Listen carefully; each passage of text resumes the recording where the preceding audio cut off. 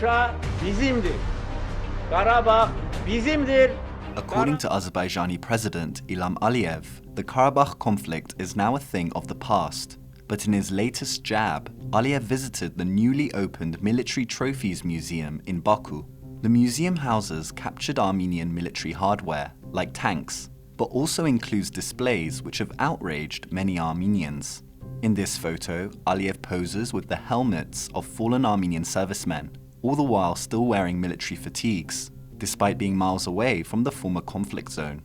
Comparisons were drawn with a monument put up by Iraqi dictator Saddam Hussein in Baghdad, showing a pile of helmets of Iranian soldiers that died in the Iran-Iraq war. This was seen as highly scandalous in Iran. Apart from this, the museum includes a recreation of Armenian barracks, with soldiers seemingly caricatured, demonstrating Armenophobic tropes, similar to World War II depictions, with exaggerated features of Jews and the Japanese. Furthermore, there are models of Armenian soldiers dead or possibly dying, with clear injuries and blood marks. And possibly most difficult to swallow for Armenians is the depiction of Armenian prisoners of war in cells and chained up. 5 months on from the Second Karabakh War, Azerbaijan still holds hundreds of Armenian POWs, with Human Rights Watch even drawing attention to abuses incurred, including physical and psychological torture.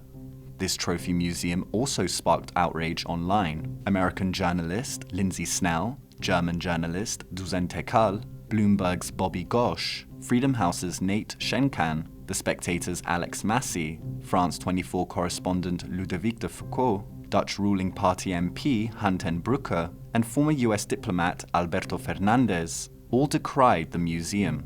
BuzzFeed's Christopher Miller simply wrote, "This is nuts." Even the Azerbaijani human rights activist Mohammad Mirzali, who was recently stabbed and attacked in France, condemned the museum. The human rights defenders of Armenia and Artsakh released statements. Geram Stepanyan, the Artsakh human rights defender, stated the following: "In front of the whole world, Aliyev using fascistic cynicism publicly insults and deliberately inflicts suffering on the relatives of dead soldiers, missing people, and prisoners of war." The Armenian Foreign Ministry too released a statement, affirming that Azerbaijan has finally cemented its position as a world center for intolerance and xenophobia. Talk by Azerbaijani officials of peaceful cohabitation with Armenians seems to contradict the Baku regime's insistence on consistently demonstrating Armenophobic attitudes, be it Aliyev calling historical Armenian church inscriptions fake, or saying Armenians are not even worthy of being servants. Many authoritarian rulers, however, use war and conflict to further a certain political agenda, reminding the population that military victories legitimize the governing authority.